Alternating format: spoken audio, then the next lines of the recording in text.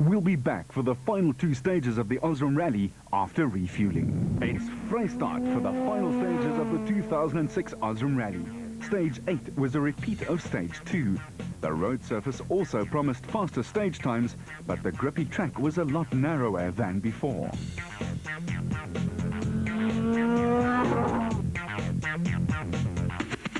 The brake is... Danso was still attacking hard, but dropped a couple of seconds and was fourth overall.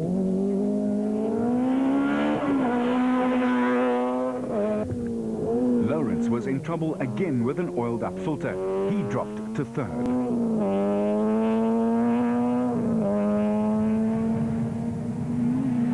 Habich was fast, but now tempered his driving with caution, with a safe 2.5-minute cushion in hand.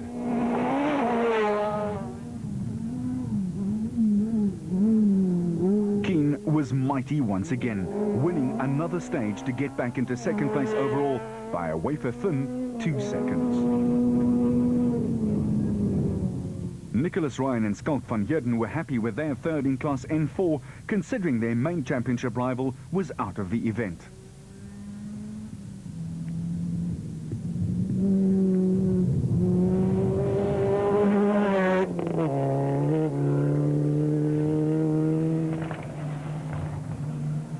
Fernando Rueda and Cindy Harding were soldiering along in second place in class.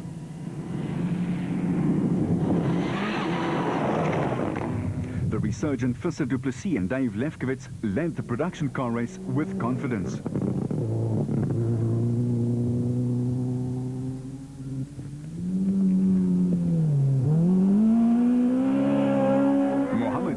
Was losing time to Piazza Musso, only 13 seconds separating the two Runexes. Musa had a 40-second service penalty, which added to his burden, and only one stage left to defend his class lead.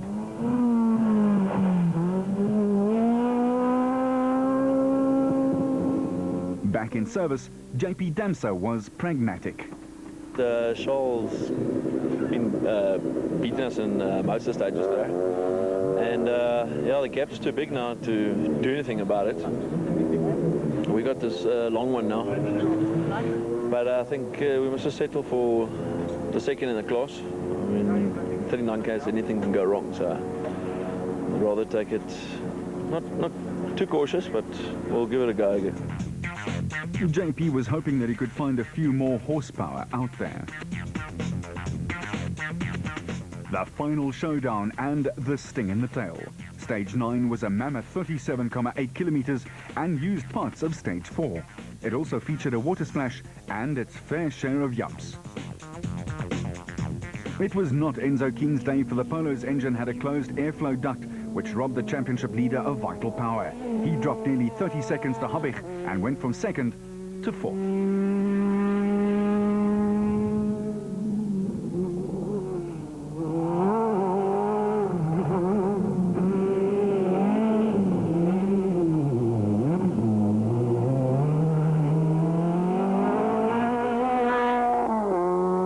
Had everything to lose.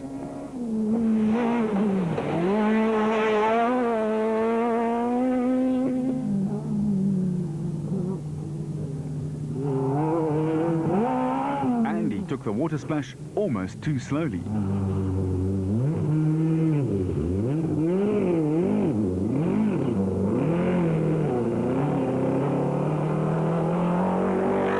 He shed a bumper for good measure and was home and not so dry with win number 3.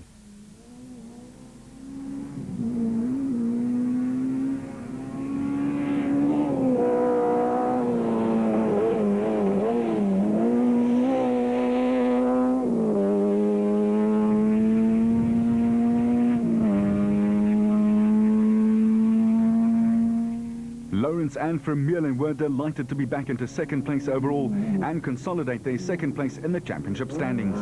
No heroics through the water though.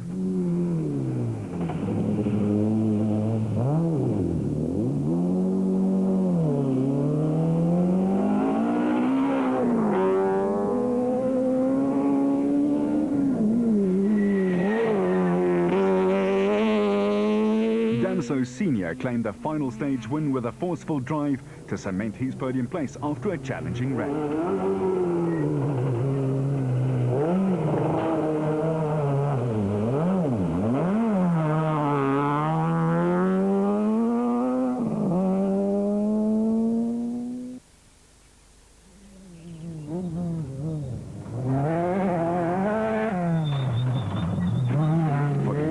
So it was a soggy end to a solid second place, from 6 points to 0 in the wink of an eye.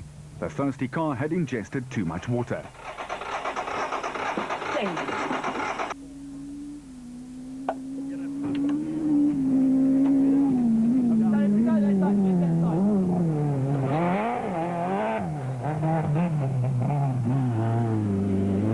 With the road partially blocked, Wilken had to thread his Castrol Toyota through the eye of a needle. And no, they didn't touch. Although the car sounded rough with water in some or other part of the very complex engine, Wilken went on to complete his domination of Class A7.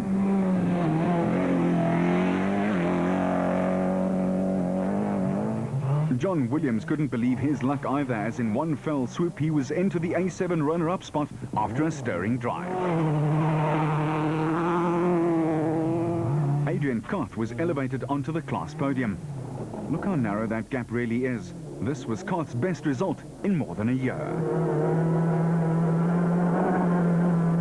After nearly half an hour of battling to start the car and scooping many litres of water out of the air inlet, the Runax fired up but blew the motor, and JP was well and truly done for the day.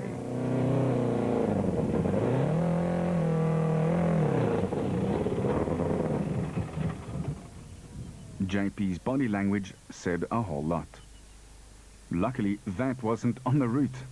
One of the more talented youngsters coming through the ranks is Bethel-based Sali de Tooy and his experienced co-driver Gert van Rensburg. De Tooy started in a small N1 car and moved up to A5 before taking on the N4 challenge with his Team Total Subaru. But school fees are expensive. Rallying is a cruel and unforgiving sport. We had a little mishap with the notes, and we went into a corner too quickly and we flipped the car there. Car flipped back onto the wheels again and everything seemed fine, and we carried on. And 6 k's later, just inside the car, outside the car, everywhere was flames. So we pulled off the road, pulled the fire extinguishers, nothing seemed to work. The tank exploded and the bottles for the Proflex shocks that's filled with gas, they exploded, the battery exploded, so there was quite a few explosions. The Bucky's here now trying to put out the fire. They managed to do that, but there's no car left. So that's us for this rally. That's the understatement of the year, Sali. The heat of the blaze melted the rims and destroyed everything, leaving the car a sad, smouldering shell.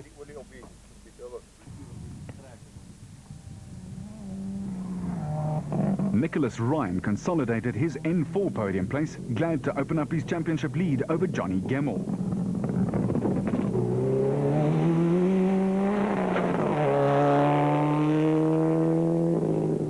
Fernando Rueda ended a frustrating rally with a rewarding and somewhat surprising second in class. Visser du Plessis had the biggest smile of all, claiming his first production car and class win of the year.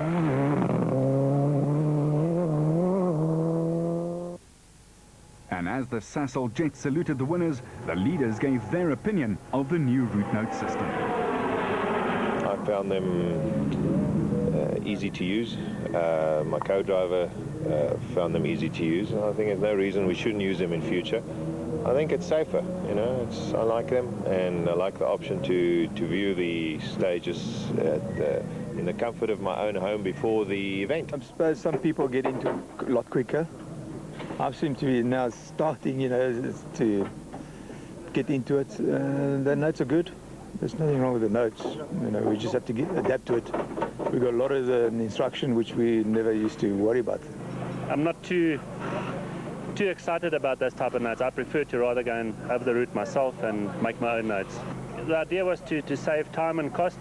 I'm not so sure whether it's so much cheaper, because we still spend a lot of time between the driver and navigator going over it, and you know, I had to fly to Joburg and spend a whole day up there. So the costs are still there, but maybe it's a good idea for the youngsters to get into the notes. maybe for the long-term benefit of the sport. I've always used the number system. I've used the number system for probably 25, 30 years. So it falls in very nicely with what I'm used to. They're proper notes, these. They're much more accurate, much more detailed than what we've had in the past. And they're proper notes, and it's absolutely fantastic. You can commit to them, they're easy to read, tremendous. The time that we've spent is a lot more than we'd normally do on a recce. So we need to take that cost into account as well. But it's fantastic. It's faster, it's cleaner, it's safer. And I think from a spectator's point of view, it most probably looks good as well. Preparation is important, teamwork's important, driver-navigators' relationships got to be very strong, and the guys have to put in the time before the events. I know it's difficult for the privateers, but if we want to get more professional, then it's the way to go. So anyway. At the Windmill Casino, to the winners, the spoils and the laurels.